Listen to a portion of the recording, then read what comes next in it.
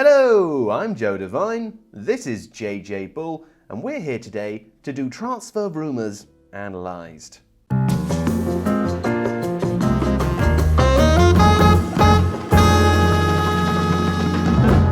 Okay, let's begin at the beginning with Paul Pogba to PSG. That's our first transfer rumour to analyse today. Now, a quick reminder for those of you viewing this at home. We don't say whether these transfers are real or are going to happen or not. We just analyse what it might look like if they did occur. And according to the Mirror, as it relates to Pogba, he is a target for PSG, who as a club apparently need to sell players to raise the £50 million that they believe will secure a deal, JJ. Yes, and the reason it can be so low, 50 million, is because it's in his last year of his deal, his contract. Sure. So, yeah, could be truth to it. Could also be a way to earn some more money for a new deal at his current club. Who knows? He's breaching on the market. Yeah, and the thing is, like, where does he fit into PSG? Because they've got a lot of good midfielders. Yeah. We did a video on this on Tifo IRL about how all their new signings fit into the same team. Not sure we did this exact formation. That doesn't matter. Now, say Pogba over here in the transfer zone amongst their squad members. It's transfer zone. So let's look at some of the midfielders they've got. Marquinhos can play as the holding midfielder, or he's really a defender. Verratti, Wijnaldum, Danilo's a holding player. Herrera, Idrissa Gueye, Xavi Simons, Draxler could play there if he wants to. Rafinha could even play there. But the most likely sort of setup, because it's Pochettino, is this 4-3-3 or 4-2-3-1. That's what we think the most likely would be. But, I mean, they just got Ronaldo in, so Ronaldo would have to go out. That's the thing, Wijnaldum is a new signing, right? Yeah. So, I mean, they got options. One of the things, like, the squad depth isn't massive for midfield especially, and the midfield last season was very workmanlike, like Gueye, Herrera, Danilo, very defensive-minded, you'd say. In some cases, though, don't you think that's sort of by design? I mean, you know, it might even be slightly based on Klopp's Liverpool. That's what worked well for them during their Premier League season-winning campaign. I believe so, and that's one of the things we talk about in the video about PSG in the other video. Oh. Is why that midfield is built like it was. Yeah. But now you've got Verratti who can play as a 10 and an 8. You've got Wijnaldum who do the exact same thing. It just means they've got more options, and Pogba was always best in a midfield 3 on the left for Juventus. He played there. That's where he played when he was best. Yeah. Here's a question. We know that Pochettino has favoured a 4-2-3-1 in the past, particularly with Spurs. Yes. We also know that he has enjoyed playing a 10 at times with PSG, just behind whoever is in the striker role. Could Pogba play alongside Marquinhos in a 2? Because it's something that people have suggested he's not always been best suited to at Manchester United. He can. He does it for France, plays in a 2. And the thing is with Pogba, he's got a great range of passing, but he can also dribble with the ball and take it out. So this is the kind of thing he gets caught with doing a lot, is that this exact position here on the pitch, when they're moving up, is he tries a trick here and loses it. And that happened in the World Cup, the Euros. Sure. That's when he got caught, he got surrounded. It probably happened in the World Cup too. I think it probably did. But he is a pressing trigger. The thing is, he's so good that sometimes he'll just go whoop, go around someone, and he'll skip past 2-3 players, and then suddenly you've got an overload because of that transition. It's in that little bit of play there. But yeah, he can play there. But then PSG don't really have a 10. Verratti can play there. You put Di Maria in there if you want. Neymar can play as a 10. This is an option. So let's get Verratti. Say Verratti's injured. Sure. You get Di Maria here, Mbappe can go here, Neymar's there, and then you bring in Icardi. This is the only real striker they've got in the books just now. Moise Kean played last season a lot as a striker because he can hold the ball up quite well. Icardi's more of a poacher, but can play in this sort of position here. So that is an option as well. If Pogba came in, it's a lot of money, but then, you know, he's from Paris, so you think it's a good marketing type deal. Yeah, I suppose they also may be preparing in some ways to potentially lose Mbappe. Well, that could be exactly what it is, yeah. It's an additional star power. Yeah. You know? Okay, do you like it? I think it would be nice for Pogba. I don't think they need him at all. Let's stay with PSG though, because another rumour, even more audacious than the last, JJ. Let's analyse this. Ronaldo, according to L'Equipe, Juventus are considering a swap deal with PSG for Ronaldo and Mauro Icardi, who you just mentioned and brought onto the pitch there. Again, no idea whether this is real or not, or would happen or not, but what would you think if it did? I think that's a great move, just because what PSG are effectively doing in that case is building a FIFA Ultimate Team, or like a... Sure. You know, the kind of thing where you just put all the best players that you can get into the same one. Doesn't matter if it works or not, it looks good. Yeah. Like Real Madrid were when they had Zidane and Kaká and Beckham and all that sort of stuff. Ronaldo was he 36 now? 35. Still really good. Yeah. Scores a lot of goals. I mean, Icardi, if you don't know much about Icardi, he scored a ton of goals when he's playing for Inter Milan in Serie A. He's thought of very highly. And which is why Juventus would be quite keen to take him in, because he's younger than Ronaldo, so you get more time out of him. And he knows the league. But then think of the star power attraction that Ronaldo brings. It's less of what he brings on the pitch. You know what he does? He used to be a left winger, and now he's very much a central striker who moves into the wide channels and plays in sort of here. So would he clash with Mbappe then? If Mbappe would go on the left? The one thing that you get that would clash is that, well, especially these three, their numbers for defensive actions are very low. Presumably because they play in teams at the moment where they aren't necessarily required to make defensive actions, right? A bit of that, but it's also just kind of their style. They don't do the defensive part of it. I mean, Messi is the same at Barcelona, doesn't do much because they reserve their energy for other things. But if you're trying to play a high pressing game like Pochettino wants to play, Ronaldo's not your guy. Mbappe's not even that good at it. Neymar definitely isn't very good at it. Sure. If you look at stats on FBref, for example, they're all very low for things like pressures and interceptions, tackles. Di Maria's a bit better, but still not really. So I do like it though. I mean, I have to say, based on what you've just said, and given that we know who the coach is at PSG, presumably the only reason that you like it is because it looks like a FIFA Ultimate Team. I mean, if the players don't play to the strengths of the coach. I know normally it's the other way around, but that doesn't work, right? Yeah, but it'd be fun to play as on FIFA right. and Pro Evo, which is kind of why I like it. And also, I mean, it's Ronaldo. He might legitimise PSG even more for other players to go to that league. Liga is cool.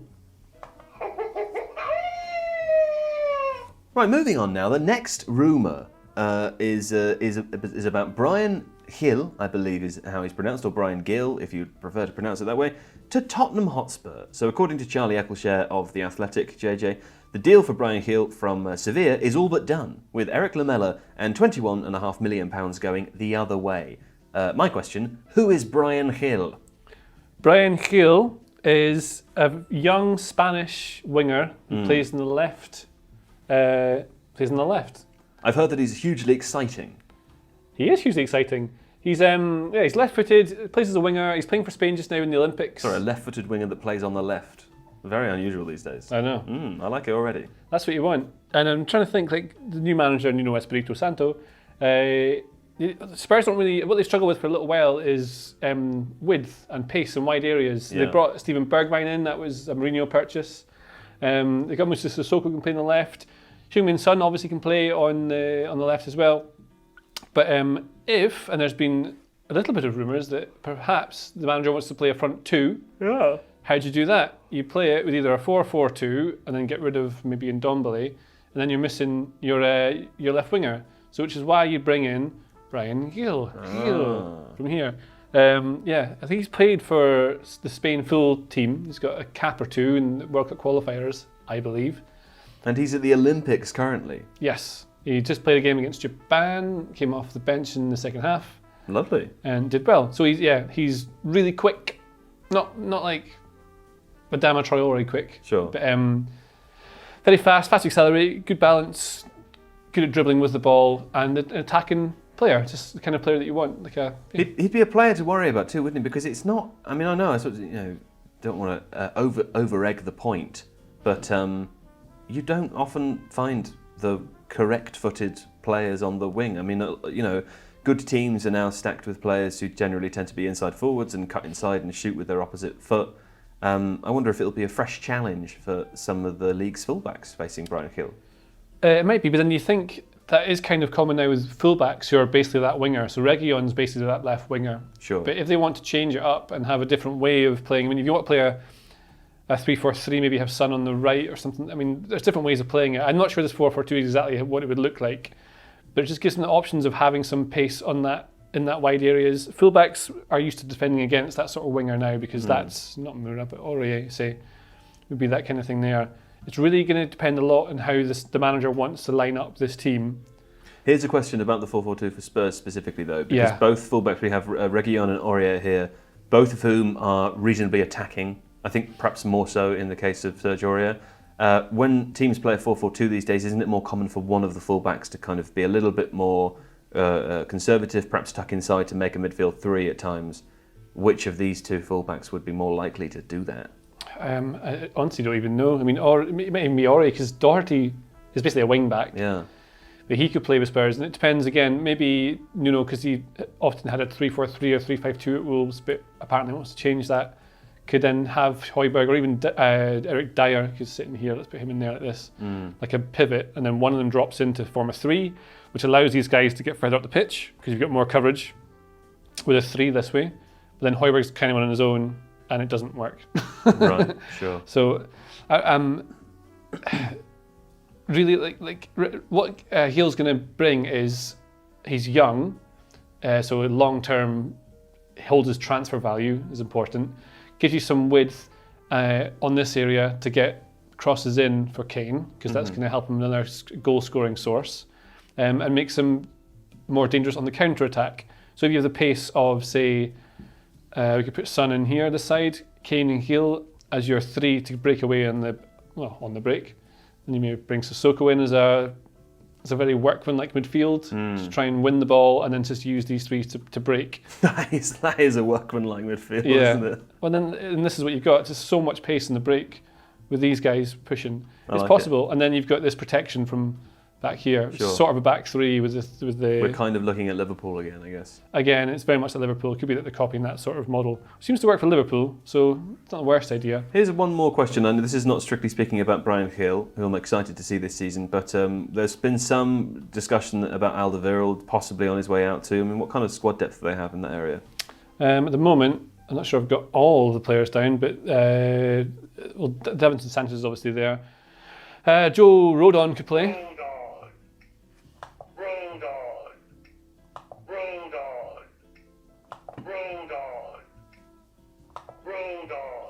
Can't even select him. But he could play there too. I just wanted to press the button. Yeah, Moving on. Okay, this is an interesting one to me, JJ. It's Jared Bowen to Liverpool. Now, according to The Athletic's James Pearce, Jared Bowen is on Liverpool's radar as they consider adding more firepower to their squad. My first thought was, my first thought was, no, fuck, we deleted it! God damn it, we deleted the one I need. My first thought was, that's interesting, you know. That's not on the button though. That's not on the button though. No, it's not on the button, unfortunately. It's a shame. Interesting though. And my second thought was, is he good enough? Is Bowen good enough? Yeah. Yeah. Let me just tell you some stats on him. I feel like I suffer from the same thing that many football fans do, which is it's difficult to see players out of context, isn't it? I see him as a West Ham player, and regardless of the fact that West Ham finished high up the league table last season, I still think that therefore must equal less good than player who play here, and I know that doesn't work that way. So help me to see things differently. I don't know, because I mean Robertson was at Hull before. Sure. Yeah. Hull. Yeah. And Dundee United. And yeah, Queen's Park. So Bowen is decent. He came up from a championship team, and the name has escaped me that he signed from. He's doing well at them. Who was it? I'll find out while you're talking. Yeah, that's good. I can't remember who they were. That's bizarre how that's going out of my head.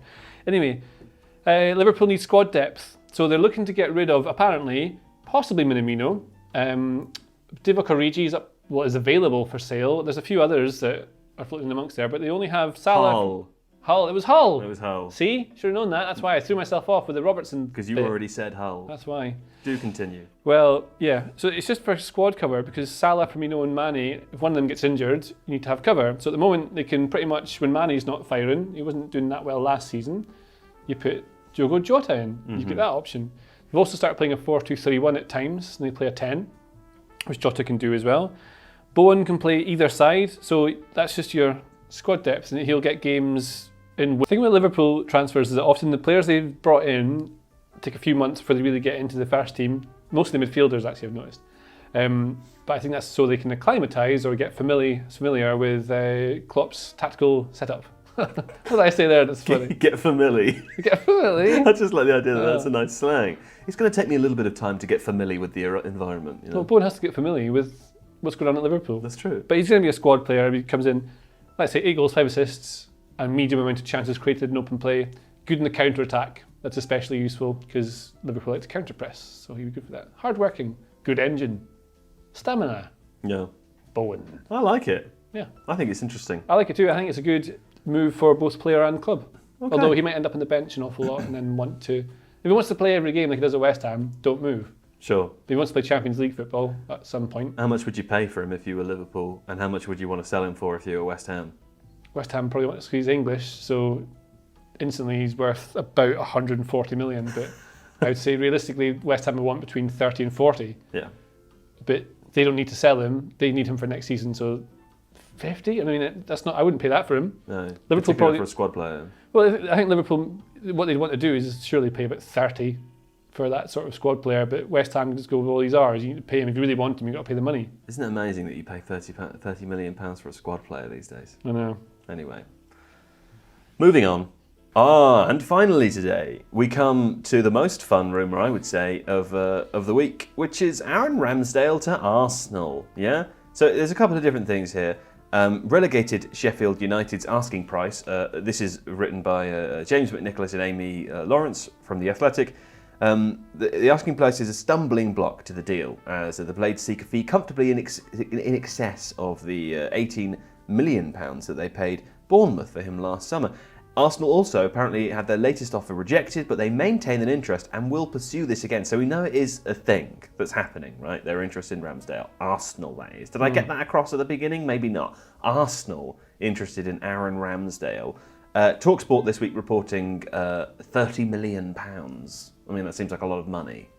Yeah. For Aaron Ramsdale. Well, this is because he's English. No disrespect to him. No. And it's not because he's English that he suddenly costs more. It's to do with... it's basically Brexit rules and homegrown rules. So if you can get a member of your squad, say Ramsdale turns into a very good goalkeeper. Right now, he's okay. Mm-hmm. 23 years old though. Yeah. Time to grow. But goalies in theory can last until they're 40 or something like that. I mean, exactly. Buffon's like 43 or something like that. The amortization is low. Yeah, so they can play for ages. Ramsdale's well thought of. He's got, he's okay at some stuff. His save percentage last season was 71%. Sure. It doesn't mean much to me either. Well, also, he was playing for Sheffield United last year, so there would have been lots of shots. It's all in context, and sometimes you can't save a shot if it goes in the top corner and there's lots of shots going at you. Have we got his post-shot XG? I don't know. But I know that he's good. He's in the upper percentile of launching, so he likes to launch the ball. He likes to launch. So he can play with his feet. So again, things Arsenal want. A goalie, you can play with his feet. Yeah. Someone who can stop shots going in the goal, that's important for a goalkeeper, but you also play with his feet. If you can get a player who is English and then good enough to be your first team goalie, whether not now but soon, that's very valuable to do with homegrown rules and foreign nationals in your team, because you need to have a certain number of English players. It just makes squad building easier if you already have an English player there in goal. So that's most of the thinking behind it. Okay, do you like it? 30 million, no, but I mean, why not? Well, I mean, just because it's £30 million. Well, there's an awful lot of money for effectively a second choice goalkeeper. They've got young keepers there already they could just bring through. I don't understand why maybe they're not good enough, but there's one player who's been playing in pre-season, and I can't remember his name already, I'm sorry for that keeper. No worries. He's like 19, but he's played in, maybe not yet. That's far too young maybe to get in the first team unless you're Donnarumma or some outlying superstar. But there's definitely value to be, Freddie Woodman at Newcastle would be much, much cheaper. He's young. He might turn out to be really good in the future, you don't know. Lots of other goalies you could sign. Albin Lafont, French guy. Yeah, you like that one? Yeah. Okay. Well, there we go. We've come to the end now. Thanks, JJ. Thanks. That guy's name is Arthur Okonkwo, by the way. Great. That's good to know. You're welcome. I've noticed I haven't heard two of the buttons before we go. Can I hear what the buttons are? I think you've heard 3 of the buttons. You just haven't heard this one.